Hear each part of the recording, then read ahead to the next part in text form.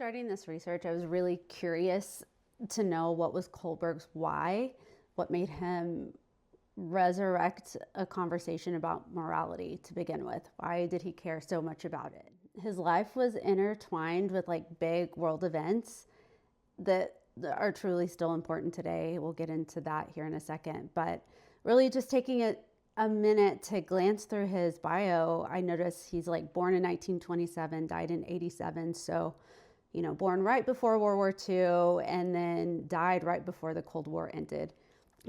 His mother was Jewish and his mother was Protestant, his father was Jewish, and they had a pretty nasty divorce when he was 4 years old.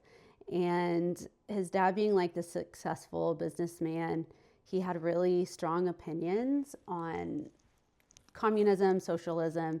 It's really against it, but he lived in a diverse neighborhood with his father. And so I think that really shaped Kohlberg and his like outlook on life when it could have been kind of like a different outlook for him. Those attributes can be seen later on as he like goes through school and then in his like teaching career. But fast forwarding to when he was in high school, he went to Phillips Academy, which is like a prestigious boarding school. But during that time, he kept a really close eye on the atrocities that were happening, the Holocaust, all the things going on in World War II. And so when he finished high school, instead of going to college, he instead enrolled in the Marines or enlisted in the U.S. Marines. While he was overseas in the Marines, he decided to join the Jewish Defense Organization in Palestine called the Haganah. That's when he sailed on the SS Redemption, and he was involved in smuggling Jewish refugees past the British blockade in the area in Palestine. And it's really important to remember that during that time, there's all these conflicting agreements like the 1917 Balfour Declaration and the British White Papers. And those outlined the immigration restrictions on the Jewish people that were, trying to, flee Europe and the Holocaust and things going on there. But what happened was the British were like dually promising the establishment of a Jewish national home, but meanwhile also outlining these immigration restrictions. So it's like you're starting to see kind of like where right and wrong are going to influence Kohlberg. Both the Arab and the Jewish people could see through those inconsistencies, but the British were really perpetuating this conflict. It's safe to say, and this is going to get into the stages later, but you can kind of say that like the British was like operating out of like a level 2 moral development in the I'll scratch my back, you scratch yours. Like, you know what I mean. Fast forward, through, after that he comes back and he enrolls in the University of Chicago in 1948. He completes his studies in 1 year. He's really super smart. And then he just stays on board there in the psychology department, goes on, works on his dissertation, gets his PhD. And then that's when he publishes his theory of moral development. And so that's 1958. And then later, like a year later, is working as a professor at Yale. So a smart guy. He was getting a lot of attention from his dissertation.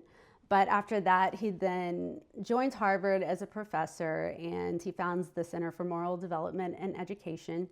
And that really, 1969, is around the time when his focus, he like goes back to Israel, and he has like a cross-cultural study with the Israeli youth in a kibbutz in the area. And then he has this like shift, and he decides he wants to focus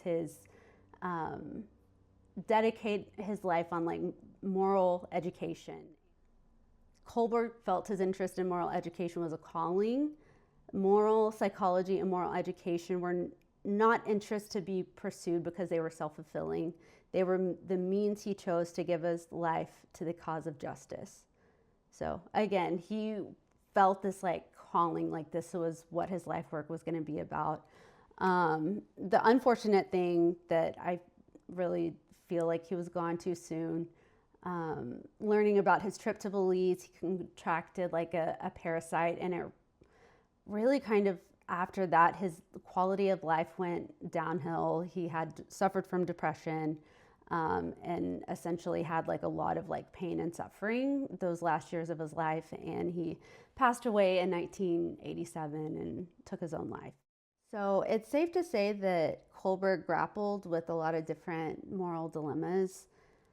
Like, when is it acceptable to take violent measures for a just cause?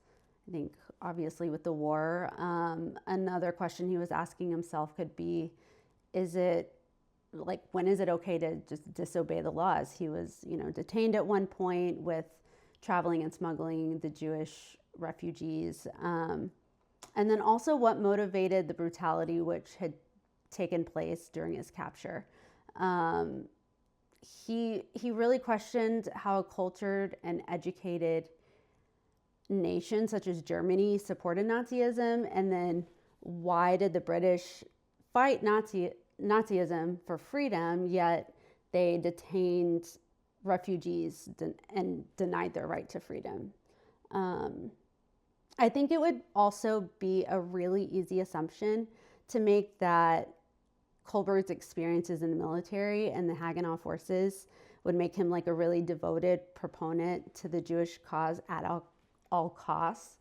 However, he was later like quoted that he fully believed that the Palestinians could and should get a fair and just solution to their claim over Palestine.